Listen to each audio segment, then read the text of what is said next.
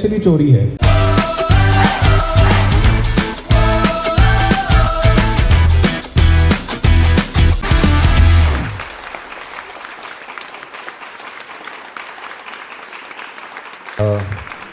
जल्दी से एक गज़ल की तरफ चलते हैं।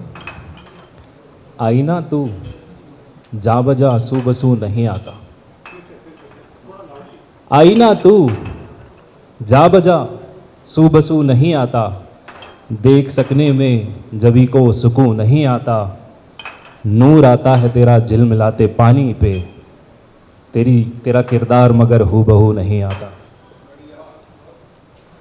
जितनी तनकीद मुझे तेरे साथ मिलती है, जितनी तनकीद मुझे तेरे साथ मिलती है, उसका टुकड़ा भी तेरे कूबकू नहीं आता। और मैं भी बेदाग ज़माने से अलविदा कहता, मैं भी बेदाग ज़माने से अलविदा कहता, आखिरी बार जो तू रूबरू नहीं आता। और लोग अब नाम हमारा अलहदा लेंगे, लोग अब नाम हमारा अलहदा लेंगे, तुमको इस बात पे कैसे जुनून नहीं आता। और कोई बतलाए मकता है, कोई बतलाए कि फुरकत की रात कटने पर, कोई बतलाए कि फुरकत की रात कटने पर, रात आती है मुजफ्फर तुलू नहीं आता। शुक्रिया। एक नज़्म की तरफ चलते हैं। और यहाँ अगर किसी ने वायलेंस देखा है तो एक डिस्क्लेमर है, इसमें एक छोटा सा ग्राफिकल रिप्रेजेंटेशन है, ज़्यादा नहीं है, तो विवेक का इस्तेमाल करिएगा। सुनिए। ये जो तारीफ़ है किस काम की है, सॉरी, इसका उन्वान है नसीब, और ये कन्वर्सेशन है विद योर ऑलमाइटी।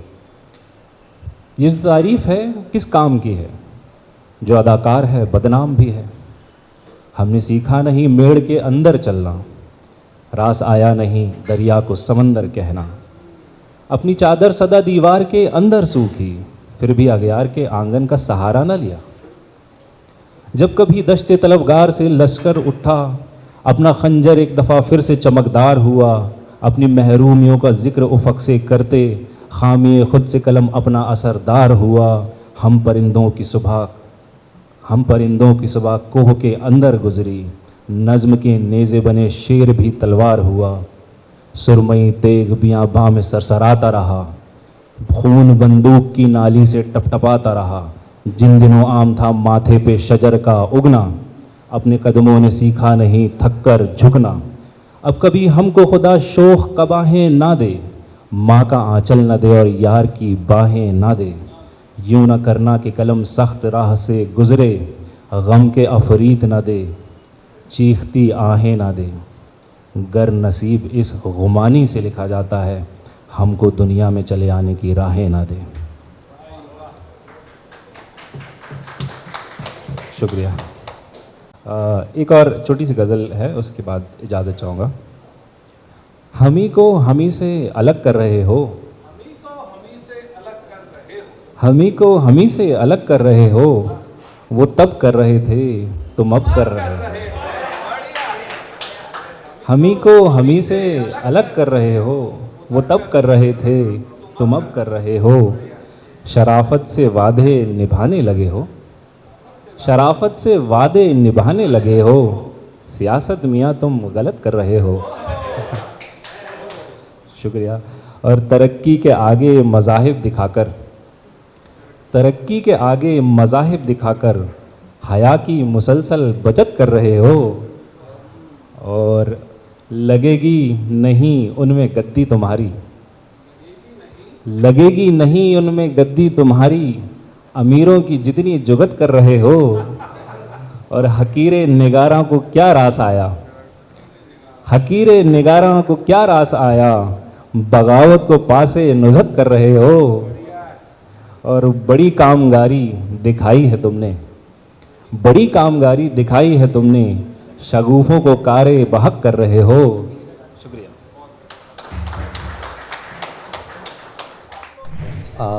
अच्छा कलाम पढ़ा आपने, 3 कलाम पढ़े आप। शुक्रिया जी। आज पहली गज़ल पढ़ी आपने, उसके बाद एक नज़म पढ़ी, फिर आखिर में गज़ल पढ़ी जी। पढ़ने का तरीक़ा अच्छा है।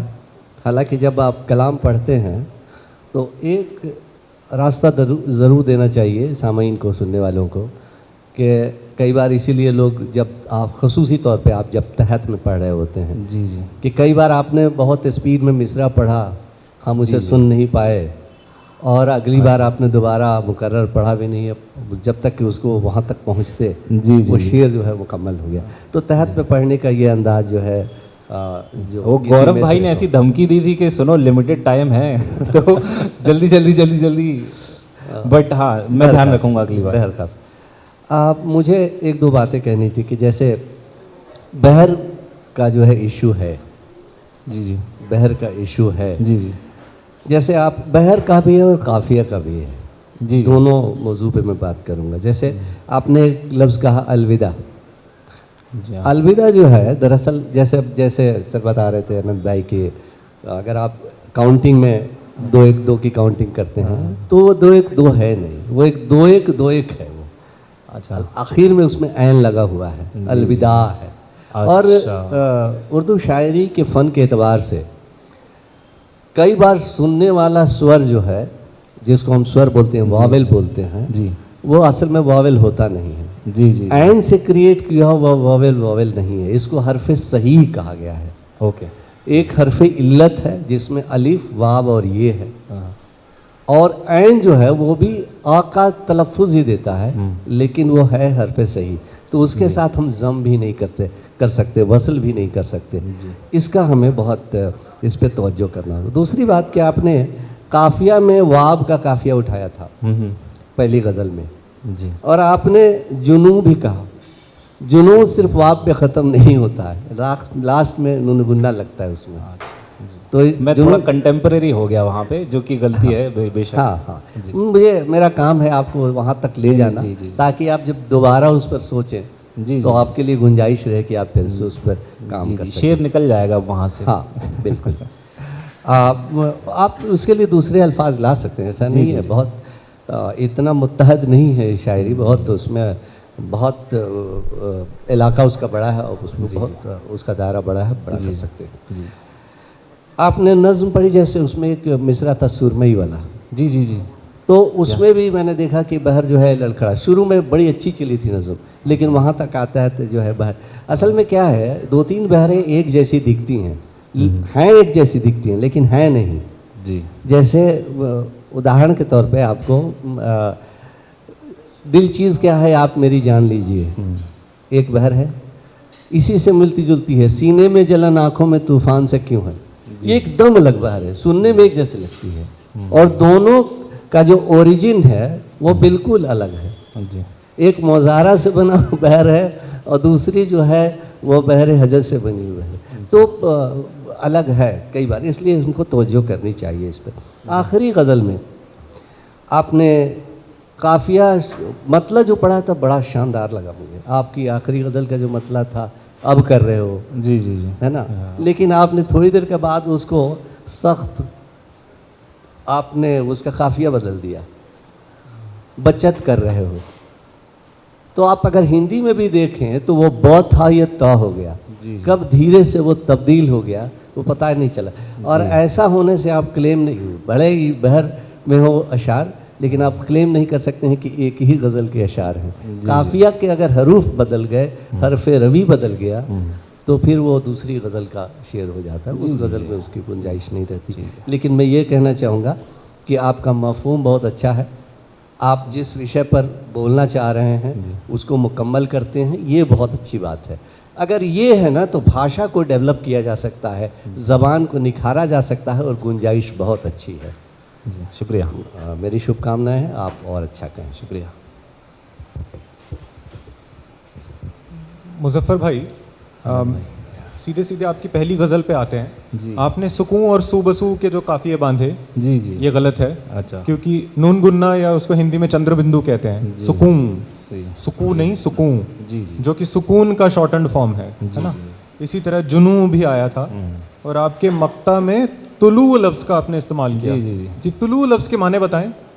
तुलु आफ्ताब, हम सुबह की पहली किरण जब होती है तब तुलू, तुलु तुलू नहीं, तुलू, तुलु हाँ उसके एंड में भी एक एन लगता है, जी तो वो फिर काफिया नहीं होगा। जी जी जी जी जी और शुरू में भी यही मसला है, हम लोग शुरू बोल देते हैं बोलचाल की भाषा में, लेकिन लफ्ज़ शुरू तुलू तो इन सब के एंड में एक एन लगता है जी जी जी, और इसको हिंदी में एक अपॉस्ट्रोफी से रिप्रेजेंट किया जाता है, क्योंकि हिंदी में तो हमारे पास एन है नहीं। तो जो आपने जस्टिफिकेशन भी दिया कि आप कंटेम्पररी होना चाह रहे हैं, कंटेम्पररी नहीं वो बिल्कुल गलती है, मौजू मुझे पता नहीं था जी, जो आपका विषय वस्तु है उसमें आप कंटेम्पररी हो सकते हैं, लेकिन काफिए के प्लेग्राउंड में आप किसी को भी दखल नहीं दे सकते हैं, वो कंटेम्पररी होना नहीं है। आपने जो आपकी नज़्म थी उसमें भी आपने कहीं एक कुछ बंद थे जिसमें ना दे का रदीफ लिया था आपने, आपकी नज़्म में ना दे का रदीफ लिया था आपने। अच्छा, ये भी ना जो है ना, ये दो पर नहीं बंधता है, ये वाला ना हमेशा एक पर बंधता है। उर्दू में जो नहीं वाला ना होता है ये हमेशा न होता है, ना नहीं होता। ना केवल हम उस कॉन्टेक्स्ट में कहते हैं कि बोलो ना, कहो ना, जो अफर्मेटिव होता है। न दे जो नेगेटिव वाले सेंस में है उसमें न दे, अच्छा अच्छा, ना दे नहीं होता। आप मेरी बात से इत्तेफाक रखते हैं कि do you agree? Yes yes I do agree जी। आखिरी गज़ल में मतले से लेकर कहीं भी काफिया सही नहीं था। मतले में आपने अलग कर रहे हो और अब कर रहे हो कहा, अलग और अब काफिया नहीं। अच्छा अच्छा, उसके बाद गलत बचत, और फिर आपने कुछ अमीरों की जितनी वाला जो मिसरा है वो पढ़िए। जुगत कर रहे हो, क्या कर रहे हो? जितनी जुगत कर रहे हो। जुरत जी, जुगत जुगत जुगत, अच्छा। तो गलत बचत जुगत आ गया, लेकिन अलग और अब, और फिर आपने बेहक बहक या कुछ बांधा है अपने आखिरी शेर में। तो ये सब जो है ये बिल्कुल अलग अलग कबीले के शब्द हैं, ये हम काफिया नहीं है जी। ओके, तो ठीक है, मैं इसको बेहतर करूँगा। बहुत शुक्रिया।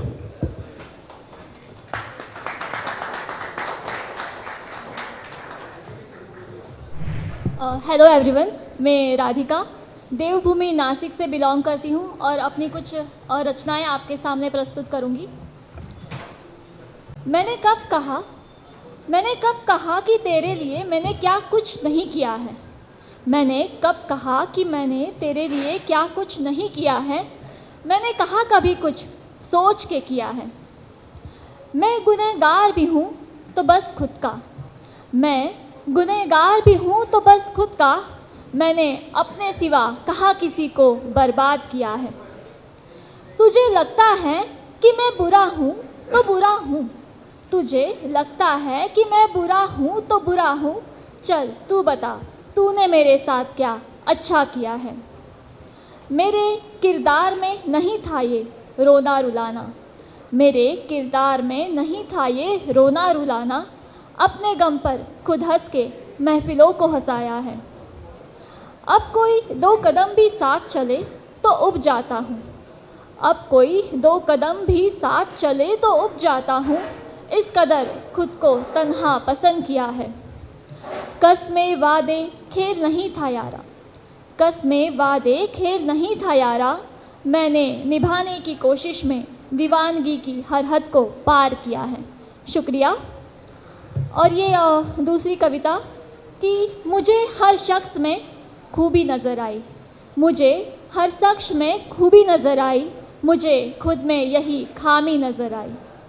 सब मिलाते रहे काफ़िया रदीफ, सब मिलाते रहे काफ़िया रदीफ। मुझे हर्फ हर्फ कहानी नज़र आई। उसका मुड़ मुड़ कर देखना मुझको, उसका मुड़ मुड़ कर देखना मुझको। हंसती आँखों में ये कैसी परेशानी नज़र आई। वो सुलझी हुई सी लड़की थी कभी, वो सुलझी हुई सी लड़की कभी थी। उलझी हुई कोई पहली नज़र आई।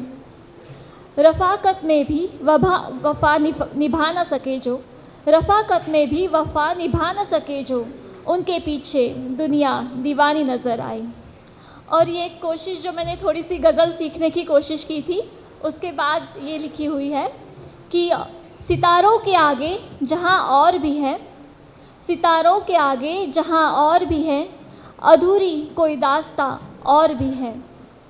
समझता रहा मुंतज़िर उम्र भर, समझता रहा मुंतज़िर उम्र भर कि उस यार के राज़दा और भी है। नहीं आरज़ू अब एहतराम की, नहीं आरज़ू अब एहतराम की। मेरे प्यार के कद्रदां और भी है। रुका हूँ उसी मोड़ पे आज भी, रुका हूँ उसी मोड़ पे आज भी, क्यों ये रास्ता मेहरबा और भी है। तुझे ये बुलंदी मुबारक सही, तुझे ये बुलंदी मुबारक सही, मेरे हिस्से में आसमां और भी है। नहीं नहीं मैं मुहाफिज तो हंगामा क्यों, नहीं मैं मुहाफिज तो हंगामा क्यों, तेरे हुस्न के पासबा और भी है। शुक्रिया।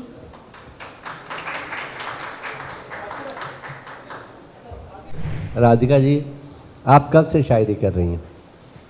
शायरी तो मतलब मैं बहुत सालों से कर रही हूँ, पर अभी सीखना अभी अभी शुरुआत किया है। मतलब जो ठीक है, ख्याल जो थे बस ठीक है। वो लिख नहीं, सीखना तो निरंतर आखिरी सांस तक सीखना है।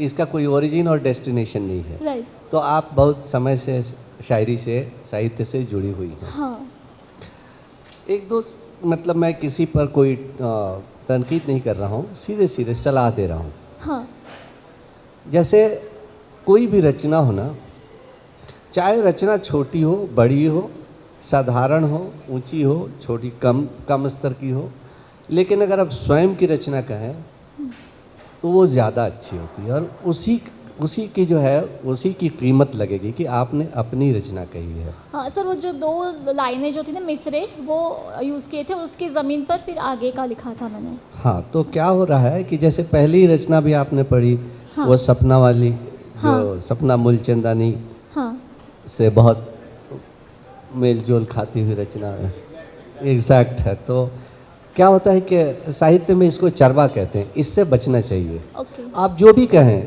अपनी रचना कहिए, उसमें कोई बुराई नहीं है। और ये ऐसा क्षेत्र है जिसमें कोई मीटर ही नहीं है कि कोई बता सके कि कौन सी रचना बड़ी है और कौन सी रचना छोटी है। हाँ। एक ही रचना किसी को बहुत पसंद आ जाती है और दूसरा आदमी कहता है कि नहीं, मुझे इसमें मज़ा नहीं आया। राइट। ये साहित्य है।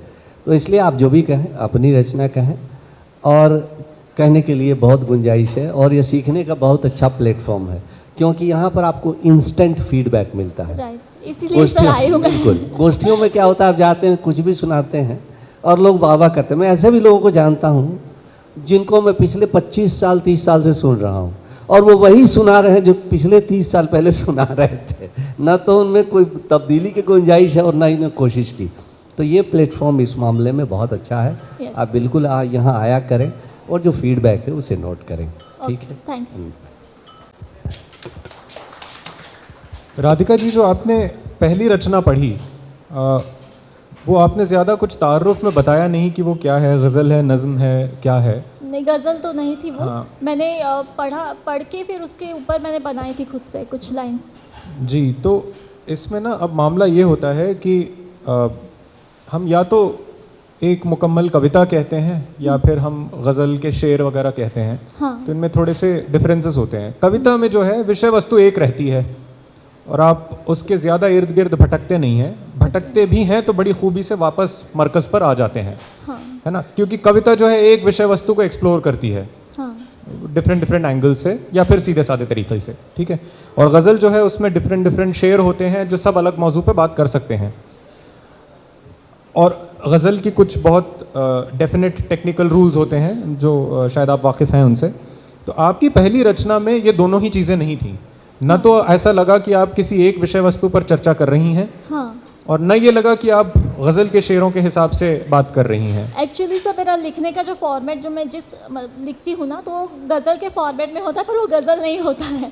तो इस तरीके से मैं लिखती हूँ। तो इसीलिए मैं आज यहाँ पे आई हूँ कि मैं समझ पाऊँ कि मेरा फॉर्मेट गज़ल का है या कविता, मतलब कौन से फॉर्मेट में वो बैठ सकता है। नहीं, जो मेरे जो ख्याल जो है वो। हाँ, तो ये किसी फॉर्मेट में है नहीं, क्योंकि फॉर्मेट में ढालने के लिए उस फॉर्मेट का एक ढांचा होता है। राइट। हमें जो भी भरना पड़ता है वो उस ढांचे के अंदर भरना पड़ता है ना। तो फॉर्मेट का ढांचा तो काफ़ी सख्त है, उसमें बहुत ज़्यादा इधर उधर जाने की इजाज़त है ही नहीं। राइट। तो हमें फिर कोशिश करनी चाहिए कि हम ढालें उसको उस हिसाब से। दूसरी आपकी रचना में ये मुझे काफ़ी बड़ी ये चीज़ खली कि आपने सपना मूलचंदानी का शेर पूरा का पूरा उठाया है। हाँ, आपने पहले उनका 2 लाइन। पूरा, हाँ, और आपने उनको क्रेडिट नहीं दिया। ये तो एक तरह से एक्चुअली मुझे भी याद नहीं था, मैंने वो अपनी स्टोरी पे लगाया हुआ था कहीं से पढ़ के। जी। और फिर उसी के ऊपर मैंने अपनी गज़ल पूरी, मतलब जो कविता है वो मैंने बनाई। जी। तो ये एक तरह से, मैं शब्द इस्तेमाल नहीं करना चाहूँगा, मगर ये एसेंशियली चोरी है। ओके। हाँ, तो ये नहीं करना चाहिए। इसको स्टोरी वोरी में भी लगाती हैं तो ओरिजिनल शायर का नाम तो डाल ही देना चाहिए, अनलेस आपने कही हो, जिस केस में आप नाम नहीं डालते, या फिर आपको पता ही नहीं हो कि किसने हाँ, कहा actually है, वैसे तो आप मैंने अज्ञात सुना लिखेंगे, हुआ था, नामालूम लिखेंगे। या, मगर देखिए, उर्दू शायरी में ये रवायत है कि आप किसी के कहे हुए मिसरे पर गज़ल कह सकते हैं, नज़म कह सकते हैं, वगैरह वगैरह, मगर हमेशा ओरिजिनल को क्रेडिट देना ज़रूरी होता है। ओके सर, आगे से ध्यान रखिए। जी, अक्सर ये होता है कि आप किसी मिसरे पर मिसरा बांधें और फिर उसके बाद शेर गज़ल मुकम्मल करें। आपने तो पूरा शेर उठा लिया और उसके बाद आपने फिर बहर का पालन वालन कुछ नहीं किया। जिस बहर में सपना मूलचंदानी ने ये मतला कहा था, आपकी रचना में आगे वो बहर थी भी नहीं। ओके। तो ये सब बातों का थोड़ा ध्यान रखना ज़रूरी है। जो आपकी आखिरी गज़ल की कोशिश थी, इसमें देखिए, ये मैंने समझाया था आपको, सितारों के आगे जहां और भी हैं, प्लूरल, बहुवचन, अधूरी अभी जो भी आपका दूसरा मिसरा था, दास्तां और भी है, राइट, वो सिंगुलर है। रदीफ बदलता नहीं है, रदीफ अगर है तो है रहेगा। ओके, दूसरे मिसरे में आकर ये रदीफ है कैसे बन गया? दास्तां का जो प्लूरल है वो दास्ताने हैं, फिर आपका काफिया गड़बड़ा गया, बहर गड़बड़ा गई, है ना। तो ये सब फेयरली बेसिक चीज़ें हैं जिनका ध्यान रखना चाहिए। आपके मिसरे भी बहर में नहीं थे। तुझे ये बुलंदी मुबारक सही, आगे यहाँ पे फ़ऊलुन फ़ऊलुन फ़ऊलुन फ़ऊलुन है ना, तो आपने तुझे ये बुलंदी मुबारक सही के आगे एक टू मिसिंग है। ओके, सितारों के आगे जहां और भी नहीं है ना, सितारों के आगे जहां और भी हैं, राइट, तुझे ये बुलंदी मुबारक सही डैश। डैश, ओके, ऐसे और मिसरों में भी प्रॉब्लम थी। ओके, तो इन बातों का प्लीज़ विशेष रूप से ध्यान रखिएगा। Okay sir. राधिका जी, बहुत सारी बातें पहले कवर हो गई। मैं एक बात कहना चाहूँगा कि जो भी हम कहते हैं ना कि हम किसी फॉर्मेट को फॉलो नहीं कर रहे, किसी एक बहर को, लय को, उसका अनुसरण नहीं कर रहे हैं, पर मुझे ऐसा लगता है कि कुछ भी चीज़, कुछ भी बात वो लय में ही होती है। मेरा मानना है किसी पैटर्न को एक सर्टेन बार रिपीट कर दिया जाए तो एक लय हो जाती है। ओके, तो होता क्या है कि आप नेचुरली एक लय में होते हैं, और फिर मैंने शायद इससे आपसे पहले भी किसी से कहा था, फिर आपको आपके दिमाग में वो लय चलती है पर आपको कॉन्शियसली पता नहीं होता कि लय है क्या। Yes, express. और फिर उसमें क्या होता है कि आपका सब कॉन्शियस उसमें शब्द ठूंसता जाता है, और इस वजह से क्या होता है आप बहुत ख़राब प्रोनाउंसिएशन करते हैं, जैसे आप कई जगह करती हैं। एक मैंने नोट किया, जैसे आप ऊब को उब कहती हैं। हाँ, तो ऐसी गलतियाँ समझ में आता है कि ये फ्लो को, और वो ठीक लगता है सुनने में, बस उसका कुछ अर्थ नहीं बनता है क्योंकि वो ऊब नहीं है। तो ऐसी कुछ चीज़ें हैं जिनका ध्यान रखिए। अगर आपको कोई लय समझ में आ रही है तो उसको फिर सोचिए कि लय है क्या, और कोशिश कीजिए कि आप सही प्रोनाउंसिएशन में उसको कह के उसको कविता आप नहीं लिख पाएँ। बाकी बहुत अच्छा था। Sure, thank you sir. Perfect. मैं वैसे लखनऊ से हूँ और पंडितों के ख़ानदान से आता हूँ, तो थोड़ी कशमकश चलती रहती है उर्दू और हिंदी के बीच में। और डॉकी भाई ने मुझे यहाँ आने से पहले ही फीडबैक दे दिया कि तो गज़ल भी लिखो, अच्छी लगती है। तो आज एक गज़ल से शुरू करूँगा और फिर वापस अपने पर आ जाऊँगा। मैं मानता हूँ कि ये जो गज़ल, कविताएँ, शेर जो हैं, ये हमारे बच्चे हैं, और सामने प्रिंसिपल टीचर बैठे हुए हैं। तो मैं पेरेंट्स टीचर मीटिंग में आया हूँ फीडबैक लेने के लिए कि कैसे काम कर सकते हैं, बच्चों को ठोक पीट के ठीक कैसे कर सकते हैं। तो शुरू करूँगा एक गज़ल से कि इस खिताबे ज़िंदगी में क्या मयस्सर हो गया, इस खिताबे ज़िंदगी में क्या मयस्सर हो गया, जो नहीं सोचा कभी था वो भी अक्सर हो गया। कि इस खिताबे ज़िंदगी में क्या मयस्सर हो गया, जो कभी सोचा नहीं था वो भी अक्सर हो गया। आशिकी का ज़ोर देखो मौसिकी भाने लगी, आशिकी का ज़ोर देखो मौसिकी भाने लगी। हर एक कलमा मीर का सब कुछ मुफस्सर हो गया, हर एक कलमा मीर का सब कुछ मुफस्सर हो गया। शौकिया बस तौर पर हमने उठा ली थी कलम, शौकिया बस तौर पर हमने उठा ली थी कलम, और गज़ल के तौर पर सब बेमुअस्सर हो गया, और गज़ल के तौर पर सब बेमुअस्सर हो गया। हाँ अना के नाम पर लिखते गए, हाँ अना के नाम पर लिखते गए, अब ना होगा और हमसे हमको मुबस्सर हो गया, अब ना होगा और हमसे हमको मुबस्सर हो गया। तो शुक्रिया। ये एक गज़ल थी। अब इसके बाद मैं दो कविताएं पढ़ने की कोशिश करूँगा। पहली जो कविता है इसका नाम है कृष्ण का प्रस्ताव।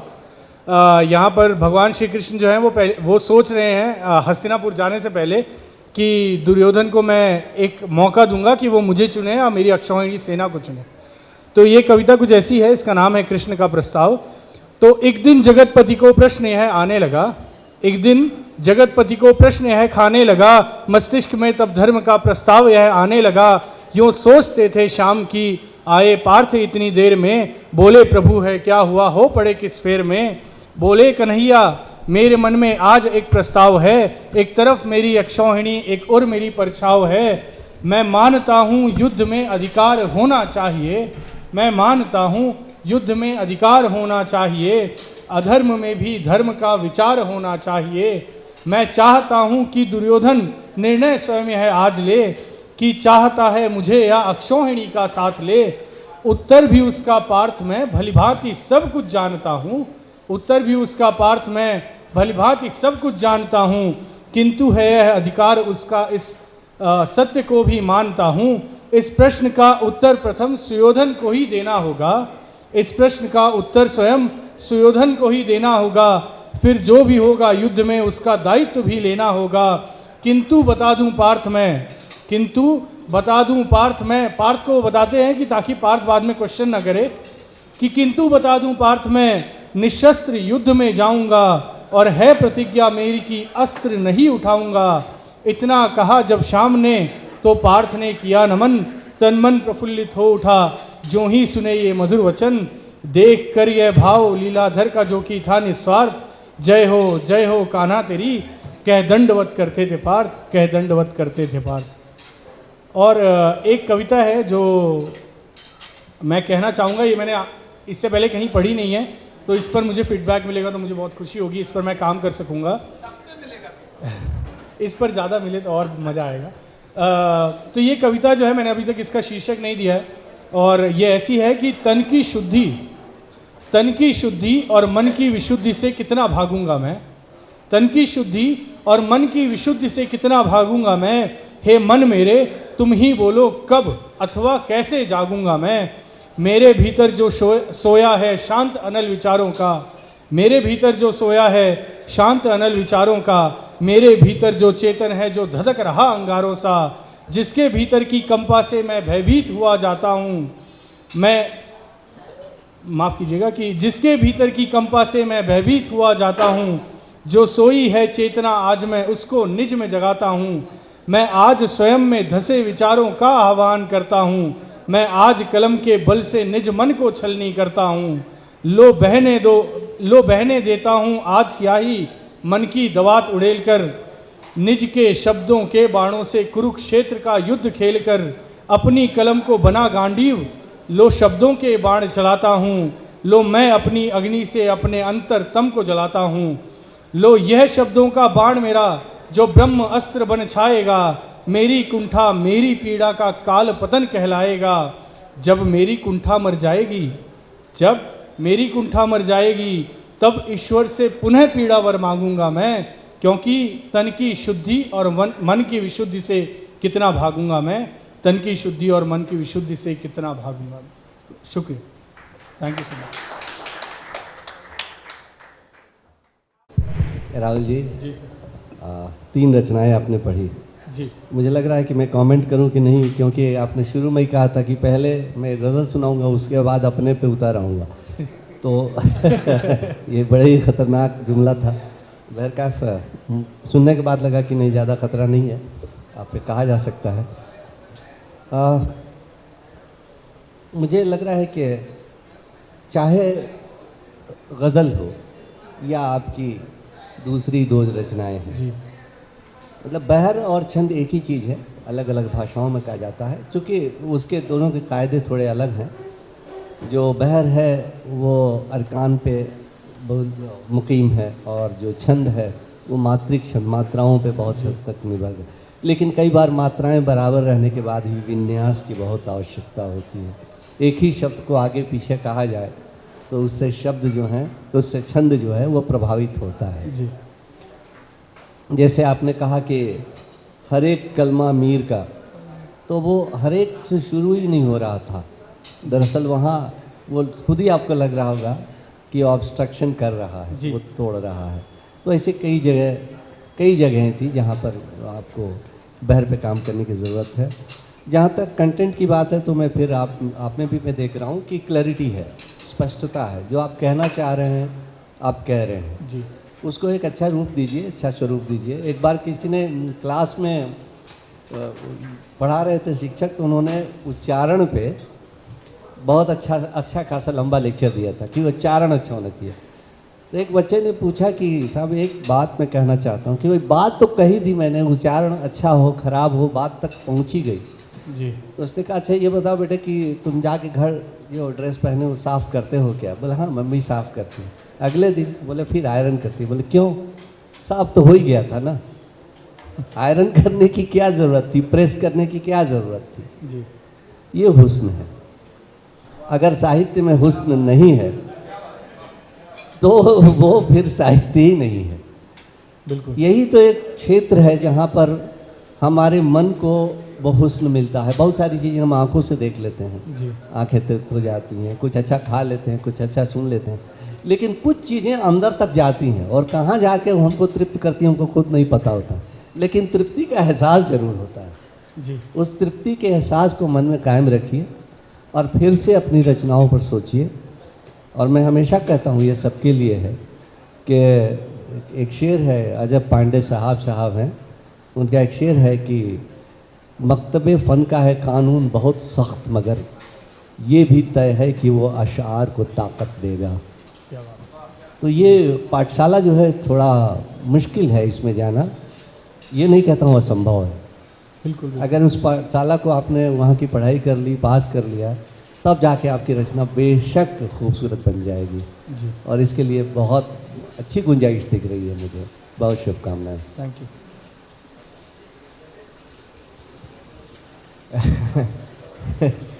शुक्रिया अनंत भाई। दो लोग बैठे हुए थे, बहुत कुछ कह देगा थे, मेरे पास कुछ कहने को बच नहीं कहा था। शुक्र। तो अनंत भाई ने कहा कि नहीं तुम ही कह दो। तो मुझे लगता है बहुत कुछ अनंत भाई कहेंगे और बहुत कुछ साकेत सर ने पहले कंप्लीट कर दिया हुआ है। और मेरे जब मैं 8वीं में था तो एक कविता थी, खम ठोक खेलता है जब न पर्वत के जाते पाँव उखड़, मानव जब जोर लगाता है पत्थर पानी बन जाता है। तो मैं पढ़ता था और मुझे कसम से इस बात का कोई इल्म, कोई अंदाज़ा नहीं था दूर दूर तक कि एक धार्मिक विषय वस्तु पर लिखी गई रचना है। मैं इसको अपने जीवन में बहुत ही व्यक्तिगत स्तर पे इसको एक बहुत अपने जीवन की पहली मोटिवेशनल कविता मानता हूँ। फिर जब मैं 12वीं में गया तो मैंने रश्मिरति पढ़ी और मुझे रश्मिरति ने बहुत प्रभावित किया। इसलिए प्रभावित नहीं किया कि वो एक बहुत बेहतरीन कविता थी, मुझे लगा कि यार एक लेखक कैसे बहुत पुरानी बातों को अपने समय की बात से जोड़ देता है और बहुत पुरानी बात को बहुत नए, उस समय जो 1960-65 के आसपास जब देश नया नया आज़ाद हुआ, हम चीन से युद्ध कर रहे थे, हम पाकिस्तान से युद्ध कर रहे थे, उस समय समाज को जिस तरह के साहित्य की आवश्यकता थी वो साहित्य आदरणीय दिनकर जी ने प्रस्तुत किया समाज के सामने। और उसमें कृष्ण महाभारत पे वो कविता नहीं थी, वो कविता समाज की कविता थी, उस समय की जो परिस्थितियाँ थी, किसी ने बोला था कंटेम्प्रेरी लिखता हूँ, तो वो जो कंटेम्प्रेरी चीज़ चल रही थी उसके आसपास कविता थी।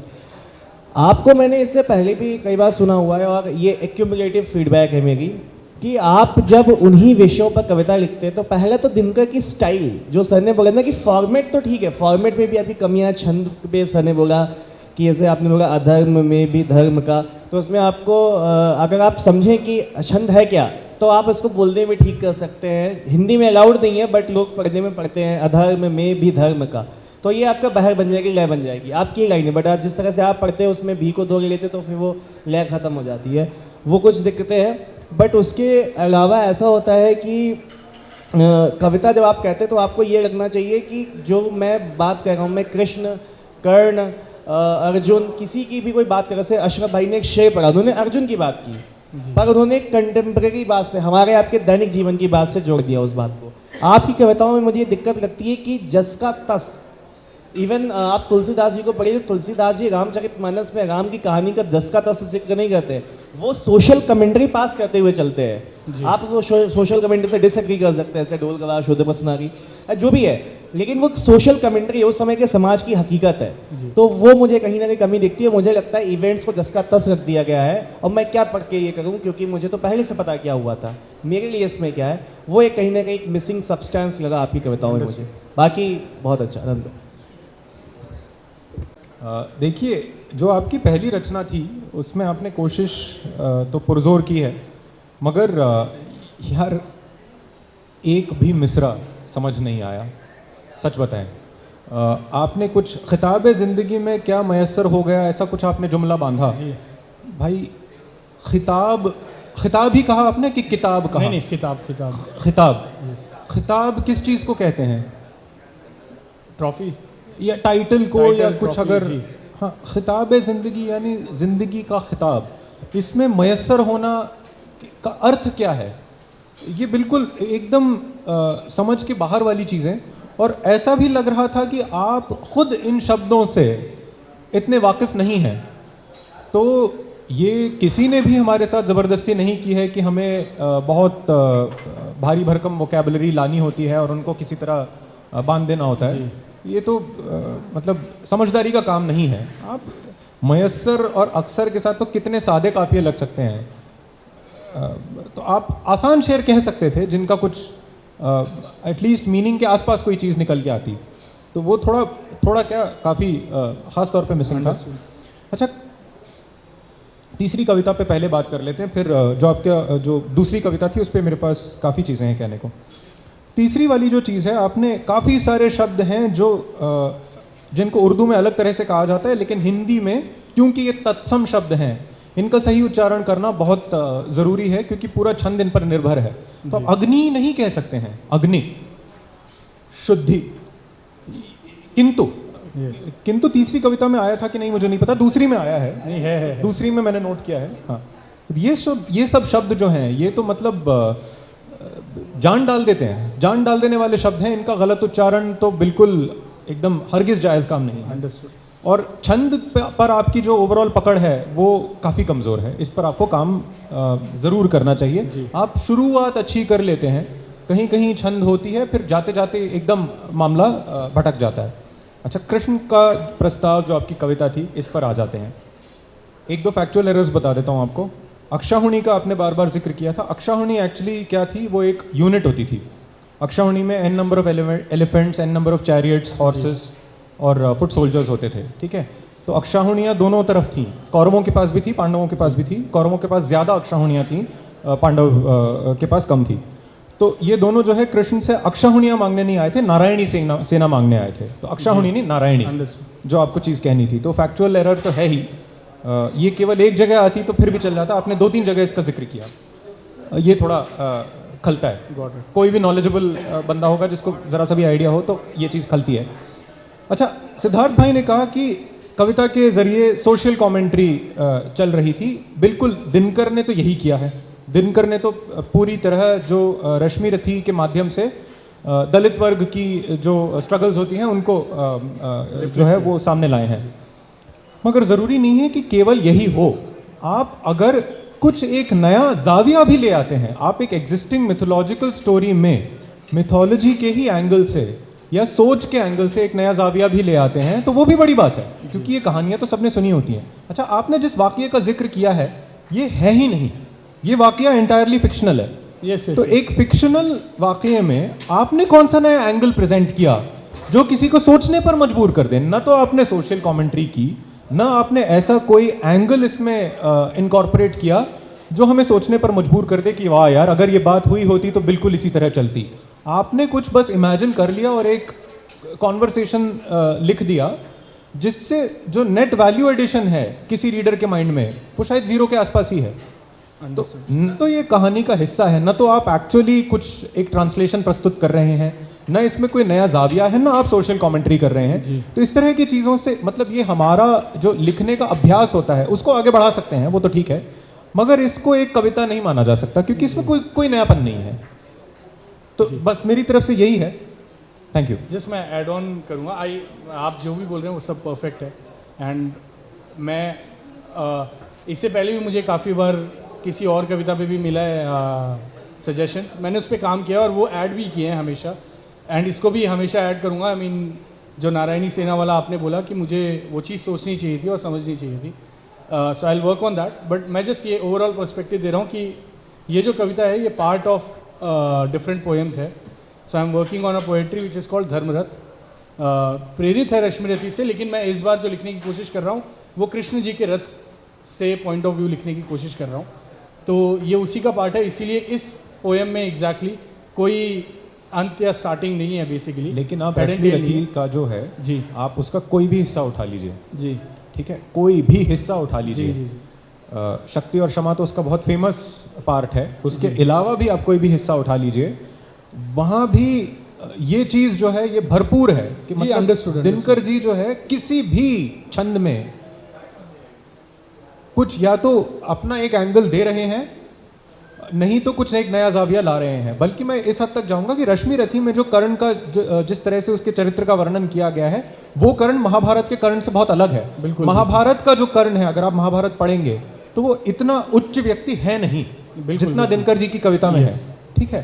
तो ये दिनकर जी का अचीवमेंट है कि उन्होंने उस कैरेक्टर को ही रिकास्ट कर दिया है जी। उसको एक तरह से ज्यादा हीरोइक बना दिया। उसके पीछे एक मकसद था जी जी, मगर ये जरूर है कि हर जो उसका पोर्शन भी होगा it is some message pregnant with meaning. Understood understood, ठीक है I will work on that. जी। मैं काम करता हूँ उस जी। Thank you so much.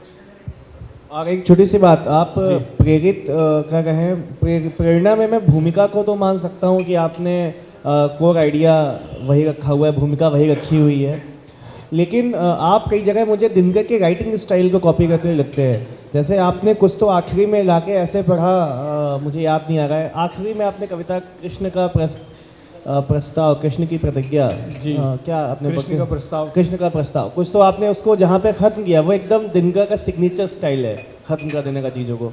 तो ऐसी चीज़ों से बचिए, जब आप किसी लेखक को पढ़े तो उनकी सिग्नेचर स्टाइल्स को समझिए, और वो सिग्नेचर स्टाइल तो बिल्कुल ही कॉपी नहीं करना है, वो तो छोड़ ही देना है कि दो न्याय अगर तो आधा दो, ये दिनकर का स्टाइल है, छोड़ दीजिए इसको।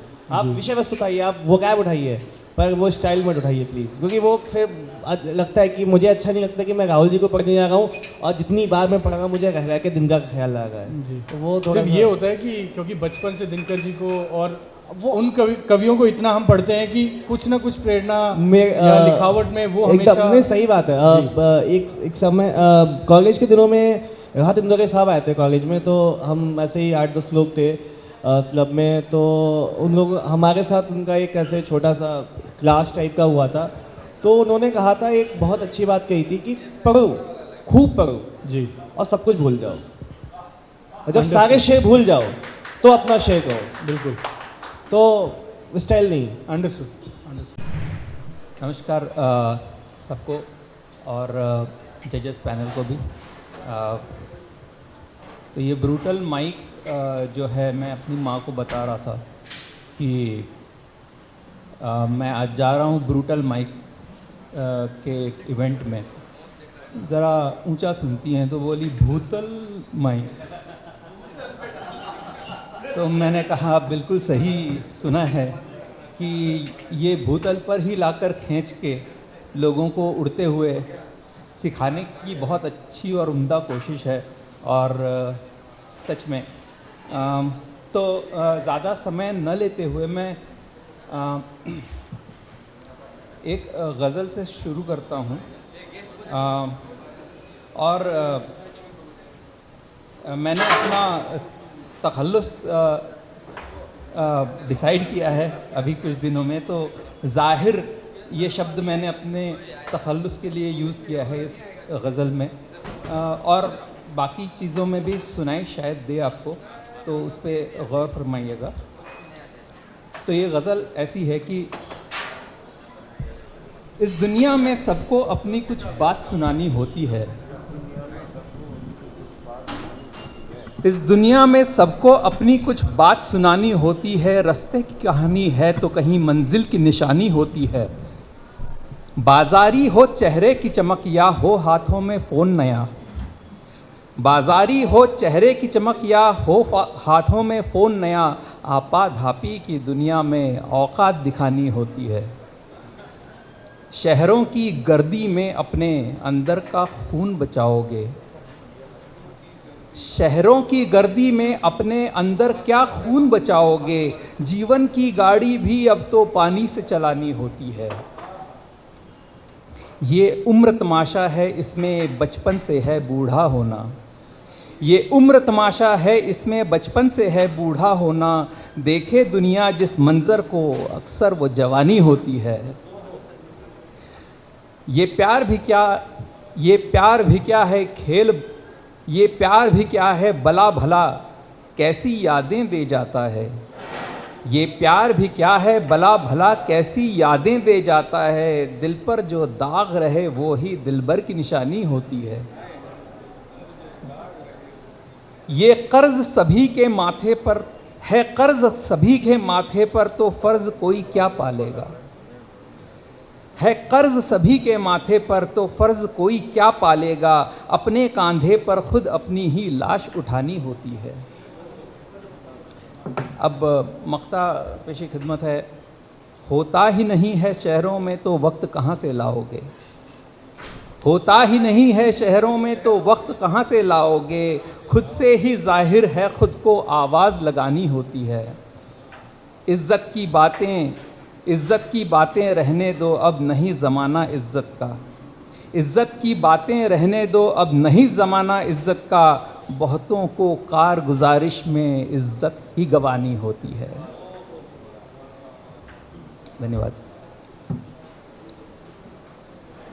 इसके बाद शायरी पढ़ रहा हूँ। ये गज़ल नहीं है, मगर इसमें रवानगी होगी। ये जो होता है, जो भी होता है, ये जो होता है, जो भी होता है, कोई हंसता है, कोई रोता है, सब सिखाया है, सब पढ़ाया है।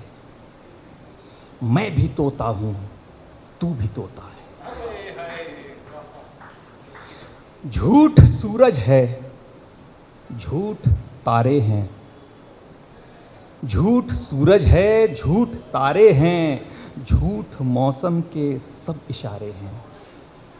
झूठ ये भी कि तुम इन्हीं से हो। झूठ ये भी कि ये तुम्हारे हैं।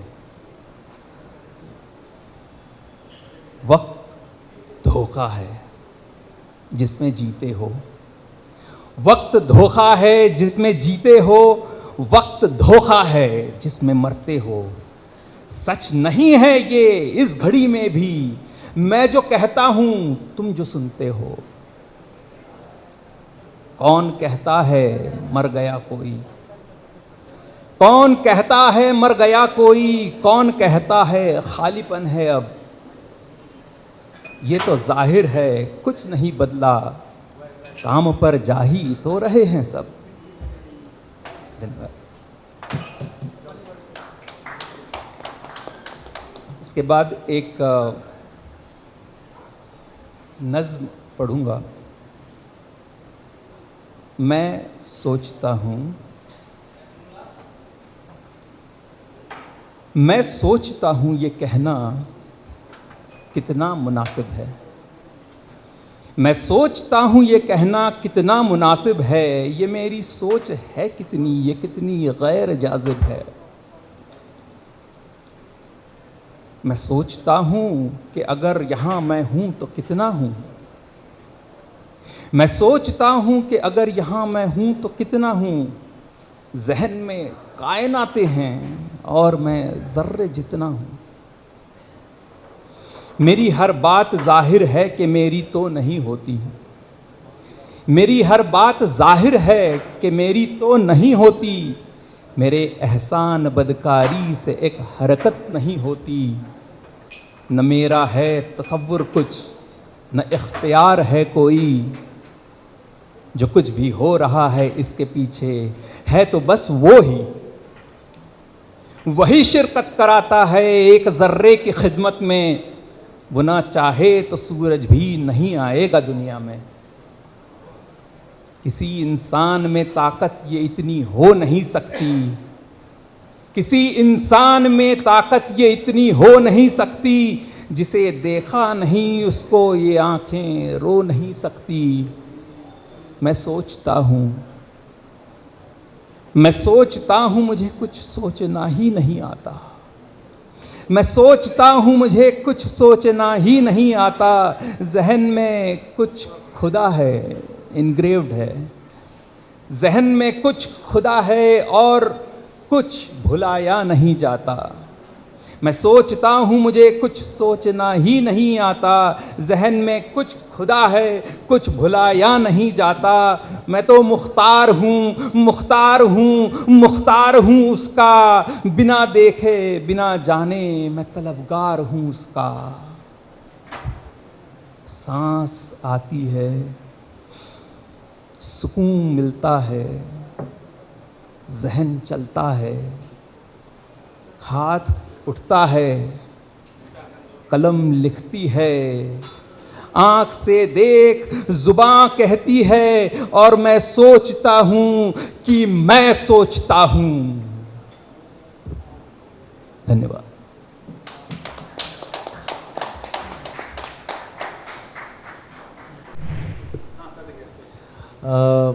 मैं छोटी छोटी बातें करना चाहूँगा, बड़ी बड़ी बात कहेंगे।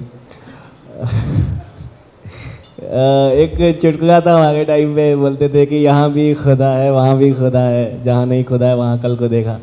तो आपने दूसरी बार खुदा सही पढ़ा, पहली बार आपने खुदा कहा, तो वो आपको समझ में आ गया। अच्छा लगा मुझे। आपने कुछ पढ़ा, ये आंखें रो नहीं सकती, हो नहीं सकती, क्या था वो? जिसे देखा नहीं उसको ये आंखें रो नहीं सकती। उससे पहले क्या था? किसी इंसान में ताकत ये इतनी हो नहीं सकती। हाँ, तो आपने जब इसको दोबारा पढ़ा ना, तो राइमिंग लिया आपने सकती, क्योंकि आंखें बहुवचन है तो आंखें रो नहीं सकती और हिम्मत हो नहीं सकती, तो वो थोड़ा सा अटका। ऐसा एक दो जगह और भी अटका, मैं अभी पॉइंट आउट नहीं कर पा रहा हूँ। और बाकी मुझे ठीक ही लगा। यही कुछ छोटी छोटी चीज़ें हैं, थोड़ी प्रोनाउंसिएशन की दिक्कत, थोड़ी बहुवचन की दिक्कत है। और आपने जो बहर उठाई अपनी गज़ल के लिए, मैंने उस बहर में कुछ ज़्यादा पढ़ा नहीं है। 16,16 में बेसिकली वो बहरे मी का ही एक वो हो गया, मात्र छंदी हो गया एक तरह से। 16,14 की 16,16 है। उससे मुझे हल्का सा थोड़ा सा उसके रवानी से थोड़ी दिक्कत होती है। ये मेरा व्यक्तिगत विचार भी हो सकता है। बाकी मैं आनंद भगवत सर को करना चाहिए। विवेक जी, बहुत अच्छा सुनाया आपने, और मुझे लगा कि आखिर में कई बार बहुत अच्छे लोग, हीरा होरा जो है ना, किसी माइंड से आखिर में निकलता है, बहुत शुरू में नहीं निकलता है। तो आप इस पैनल के आखिरी शायर थे। अभिषेक भाई ने बहुत अच्छी बातें कही और बहुत गौर तलब बातें कही। एक दो बातें कहनी है। जैसे आपने पहली गज़ल पढ़ी थी, क्या था मतलब उसका?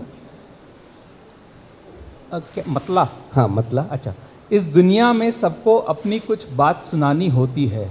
हाँ, रास्ते की कहानी है तो कहीं मंजिल की निशानी होती है। इस दुनिया में सबको अपनी कुछ बात सुनानी होती है। कुछ बात, जब आप कुछ कह रहे हैं ना, तो बातें होनी चाहिए थी वहाँ।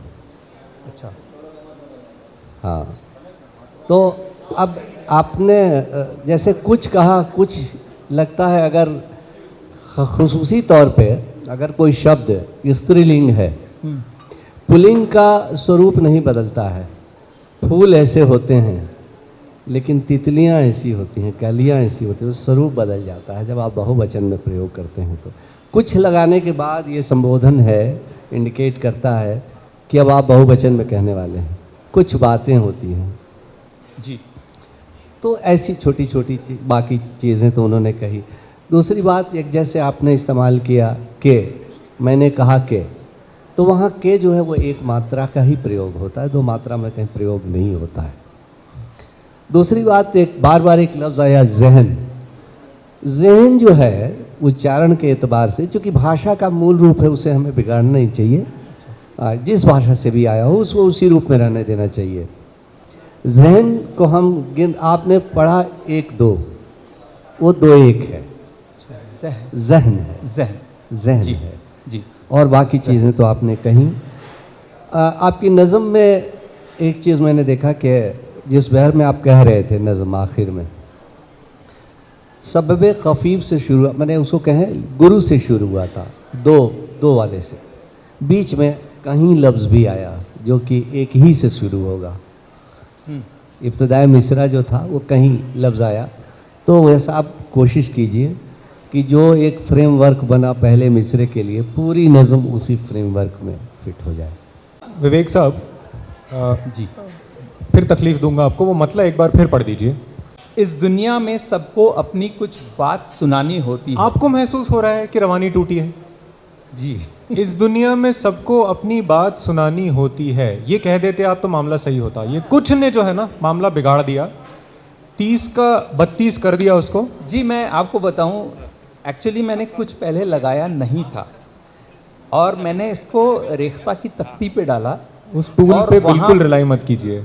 हाँ वही, मुझे बाद में लगा कि ये मैं ज़्यादा डाल रहा हूँ, क्योंकि जैसे इसकी रवानगी है कि इस दुनिया में, ठीक है, अब बाद में इसको मुझे ऐसे पढ़ना पड़ा, इस दुनिया में जी।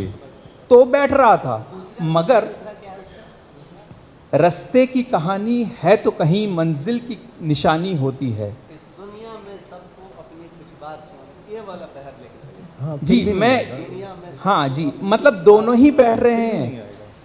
दुनिया में ये तो आएगा। इस दुनिया में अगर मैंने इस पे डाल दिया तो बैठ रहा मैं है कि आपकी कुछ बात की समझ जरूरत गया। नहीं। मैं आपकी बात समझ गया। ये नहीं, लेकिन ये कहना मेरे ख्याल से मात्रिक बहर में ही चाहते हैं। मैं आपकी बात समझ गया। मैं आपको एक कंफ्यूजन से होपफुली हेल्प करता हूँ। 2 कंफ्यूजन। जी। पहली बात तो रेख्ता का जो तख्ती टूल है उसको मात्रिक छंद के लिए उस पर बिल्कुल भरोसा मत करें, ना करें, ठीक है। जो गज़ल की बहरें होती हैं, स्टैंडर्ड जो बहरें होती हैं, उनके लिए वो टूल सही है, एटलीस्ट 95-96% टाइम सही है। मात्रिक छंद के लिए उस टूल पे कतई भरोसा ना करें, उसको वो नहीं पकड़ पाता है। It's not coded well enough for मात्रिक छंद, ठीक है। दूसरी बात, जो आप कॉन्सेप्ट लगा रहे हैं, ये कहीं ना कहीं इंग्लिश में जो आयम्बिक मीटर का कॉन्सेप्ट होता है, ये वहाँ से जाके मेल खा रहा है, जहाँ पे सेकंड सिलेबल जो है वो स्ट्रेस्ड होता है। तो आप इस दुनिया में, हिंदी में ऐसे ही पढ़ते हैं, लेकिन आप उसको अगर इस दुनिया इस तरह पढ़ें, जैसे ये है, वर्षों तक वन में घूम घूम बाधा विघ्नों को चूम चूम, तो दिनकर जी ने यहाँ पर भी जो सेकंड हाफ है, जो सेकंड सिलेबल है, उस पर स्ट्रेस दिया है, मगर ये पढ़कर समझ में आ जाता है। आपको आयम्बिक मीटर का कॉन्सेप्ट जानने की ज़रूरत नहीं है, ये पढ़कर अपने आप पकड़ में आ जाती है बात, मगर आपके मिसरे में वो मिसिंग है, ठीक है। तो आप उसको जी बिल्कुल बिल्कुल, तो आप जिस भी हिसाब से उसको पढ़ें वो सही नहीं बैठ रहा है। और आपने हालांकि 32 मात्रा में भी कुछ बला के मिसरे कहे हैं उसी गज़ल में, मैं नोट नहीं कर पाया क्योंकि आप जल्दी जल्दी पढ़ते आगे चले गए। बढ़िया मिसरे कहे हैं आपने जो 32 मात्रा में बिल्कुल बाबहर हैं, मगर शायद जहाँ तक मेरी पकड़ थी 50 से 60% नहीं थे, बेबहर थे। तो इसीलिए मात्रिक छंद जो है ना, या तो आपका इंट्रिंसिक जो लय पे पकड़ हो वो बहुत स्ट्रांग हो, नहीं तो आप रूल वाले मीटर पे लिखिए, उस पर अपनी प्रैक्टिस कीजिए, मश्क कीजिए, उसके बाद मात्रिक छंद पे आइए, क्योंकि यहाँ पर जो है बहुत एक इंट्रिंसिक सेंस ऑफ रिदम होना बहुत ज़रूरी है। या फिर आपने बहुत कसरत से हिंदी कविताएं पढ़ी हों जिसके कारण ये रग रग में समा ही गया हो, ये वाला जो मीटर होता है, ये वाली जो लय होती है। इसके बिना मात्रिक छंद में शुरुआत के अटेम्प्ट्स करना थोड़ा इतनी समझदारी की बात नहीं है मेरे हिसाब से। अच्छा, आपकी जो दूसरी रचना थी साहब, वो बहुत कमाल की रचना थी, उसको आप बिल्कुल शर्मिंदा ना होइए कि वो गज़ल नहीं है। तो क्या हुआ, उसको आप ज़रा सा बस थीम कुछ उससे बनाइए, ये एक बहुत ही खूबसूरत नज़्म होगी जी। अभी जो है ये एक लिम्बो स्टेट में है, न ये एक विषय वस्तु के बारे में ठीक से बात कर रही है, न ये गज़ल के शेर हैं, क्योंकि रदीफ़ काफ़िया जो है इनमें बदल रहा है इधर उधर, बदल रहे हैं इधर उधर, मगर इसको आप तर्ज दे सकते हैं, एक बहुत अच्छी नज़्म बना सकते हैं जी, ये उस पर। और तीसरे में जैसा कि सर ने भी कहा, जहन नहीं जहन, हाँ। और मुझे कहीं ना कहीं ये लगा कि आप तीसरे में एक्चुअली 1 2 2 into 4 की खूब कोशिश कर रहे थे, हज़ारों ख्वाहिशें ऐसी वाली बहर की कोशिश कर रहे थे, मगर कई सारे मिसरे ठीक नहीं बैठ रहे थे, ये थोड़ी सी और इसमें कसरत लगेगी और ये बैठ भी जाएंगे मेरे हिसाब से। तो थोड़ा इसमें एफर्ट डालकर इसको और ज़रा सी पॉलिशिंग इसकी कर दीजिए। तो नज़्म में जैसे मैंने देखा है कि रवानगी होती है एक जगह पे जाके, बट वहाँ कहीं ब्रेक्स भी आते हैं। नहीं, तो इसमें मामला ये है कि देखिए, या तो आप जो छंद वाली नज़में होती हैं वो 3 तरह की होती हैं। एक आपकी पाबंद नज़्म है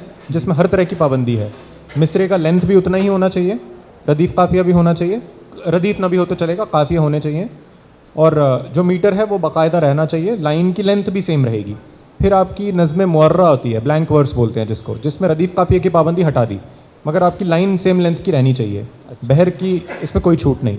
तीसरी किस्म की नज़्म होती है आज़ाद नज़्म, जिसका नाम काफ़ी कंफ्यूजिंग है। ये आज़ाद ज़्यादा है नहीं, इसमें भी बहर चलती है, लाइनें आपकी छोटी बड़ी हो सकती हैं मगर वो रिदम चलता रहेगा, ठीक है। हाँ, आपने हो सकता है कि एक लाइन को हज़ारों खा पे काट दिया, अगली लाइन लेकिन आप शुरू करेंगे हिशें ऐसी वाली ही जगह से, ठीक है। तो उसमें भी बहर की छूट नहीं है, लाइन की लेंथ की आज़ादी है, वो आप छोटी बड़ी कर सकते हैं। जी जी। ठीक है। चौथी किस्म की नज़्म है जिसमें इनमें से कोई पाबंदी नहीं है, वो है नसरी नज़्म। वो उसको प्रोस पोएम भी कहते हैं, मुक्त छंद कविता, बहुत सारे नाम हैं उसके, मगर वहाँ पे अक्सर बहर का कोई सेम्बलेंस ही नहीं होता है। अगर आप बहर की सेम्बलेंस दे रहे हैं, अगर आप 2-4 बातें बहर में कह जा रहे हैं और फिर बाकी सारा मामला आप बहर से इधर उधर हो रहे हैं, तो वो सुनाई देने में बहुत ख़राब लगता है। या तो आप एक्सपेक्टेशन सेट कर दीजिए कि आप किसी छंद में बात नहीं कर रहे हैं, जो कि ठीक है, अपनी जगह वो बात भी ठीक है। अगर आप छंद ला रहे हैं तो फिर उसका बाकायदा जो है पालन कीजिए। जी ये बस। जी, बहुत कुछ सीखने को मिला आप लोगों से, और मैं अगली बार के लिए इस सीख को इम्प्लीमेंट करूँगा। तो थैंक यू आप लोगों का।